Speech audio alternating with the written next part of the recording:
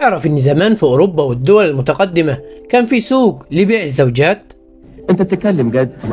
ودي عادة ظهرت في إنجلترا في نهاية القرن ال17، وساعتها كان الأغنياء فقط هم اللي بيقدروا يطلبوا الطلاق، لأن كان من الضروري تقديم طلب الطلاق للبرلمان، وكانت الإجراءات طويلة ومكلفة للغاية، فكان بيع الزوجات هو الحل الوحيد للتخلص منها. ولأن ساعتها كان التفكير السائد إن الزوجة ملك لزوجها زيها زي ممتلكاته وزي أولاده. وبدأ يتطور موضوع البيع ده في القرن ال18 وال19، واللي أصبحت فيه أسعار الزوجات أو الحصان زي ما كان بيسموها بتختلف بين بضع شلينات إلى 25 جنيه استرليني يا بلاش. وذكرت إحدى الصحف المحلية إن في بلدة بريمنغهام سنة 1733 واحد اسمه صامويل وايت هاوس باع زوجته اللي كان اسمها ماري في السوق لشخص بيدعى توماس جريفيس، وده مقابل جنيه استرليني واحد.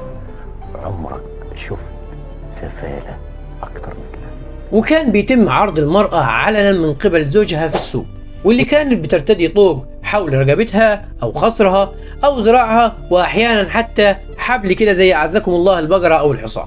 وبيطلب الزوج من الناس إنها تقرب، ويفضل هو يشيد بصفات زوجته لرفع المخاطر. وقال لك إيه؟ قال لك قال لك صلي على رسول الله، وقرب يا أستاذ قرب بيه، واللي ما يشتري يتفرج.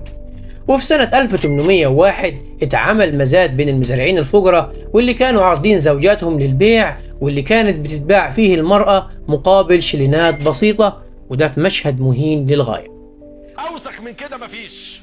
ويجي بعد كده الغرب يتكلم عن الإسلام وإن الإسلام ضد المرأة وإنه ما أعطاهاش حقها، في حين بتجد إن في خطبة الوداع سيدنا محمد صلى الله عليه وسلم وقبل أن يغادر الدنيا كان في آخر كلامه وقال: أوصيكم بالنساء خيرا، وقال أيضا: رفقا بالقوارير، بل ونظم زواج المرأة وضمن حقوقها في الطلاق والمهر والنفقة والرضاعة، وحرم وأد البنات اللي كان سايد قبل الإسلام وأعطاها كامل حقوقها.